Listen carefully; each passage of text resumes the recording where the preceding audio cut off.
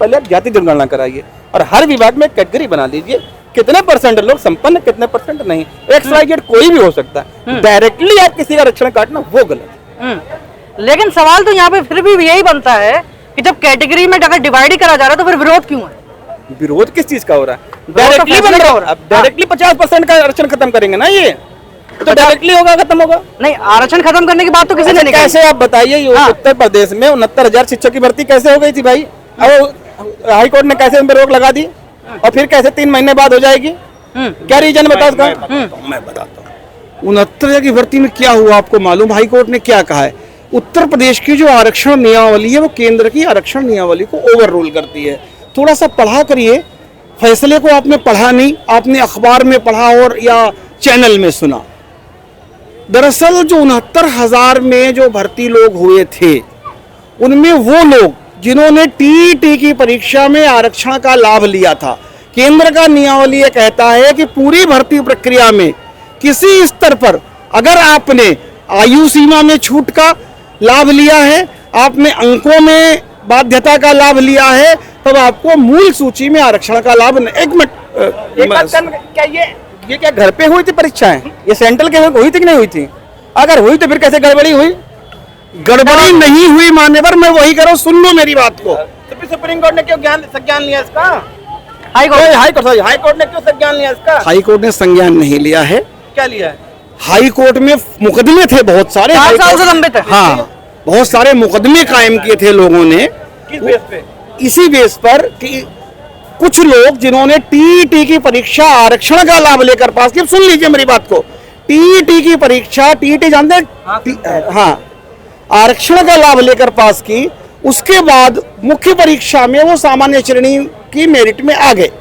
अब उन लोग का ये दावा था कि चूंकि मुख्य परीक्षा हमने सामान्य श्रेणी से पास की है, इसलिए मेरे को SC का कोटे में भर्ती न दी जा करके सामान्य कोटे में भर्ती दी जाए। आप समझते हैं आरक्षण 2 प्रकार का। एक में शांत अरे यार मैं क्लियर कर दीजिए कि अगर वो जनरल में हुए कैसे? 27% का जो OBC था 33% में हुआ कैसे था? वो कहाँ से हो गया था? वर्टिकल आरक्षण का नाम सुना है आपने? अब देखिए, अब बात कहाँ जा रही है? हाँ, अरे सुन लो यार, कहाँ जा रहे हो आप? अगर मैं इतना 2,000 रुपए लेता हूँ, मुफ्त में दे रहा हूँ अभी। बिल्कुल अच्छी बात है, ज्ञान लेने में कोई बुराई नहीं। लेकिन आप ये बताइए, अगर कोई परीक्षा कोई प्रदेश या सेंट्रल कराती है, सुन हम अब पहले आप समझ लीजिए, पहले प्रक्रिया समझ लीजिए, हम बता रहे प्रक्रिया ना आपको। हाँ बताओ। अगर सेंट्रल करा रही है और सेंट्रल विभाग का काम है या प्रदेश विभाग का काम है, तो परीक्षा क्या आप हमारे जैसे लेवल पे होती है क्या? और हर विभाग के हर जाति के लिए आरक्षण फिक्स होता है। और अगर जनरल कोटा बढ़ा है तो फिर वो बढ़ कैसे गया, ये बता दीजिए आप। अगर कैसे बढ़ गया, कैसे, वही बताने जा रहा था। आरक्षण जो है, जो जातिगत आरक्षण है देश में, ऊर्ध्वाधर है, वर्टिकल।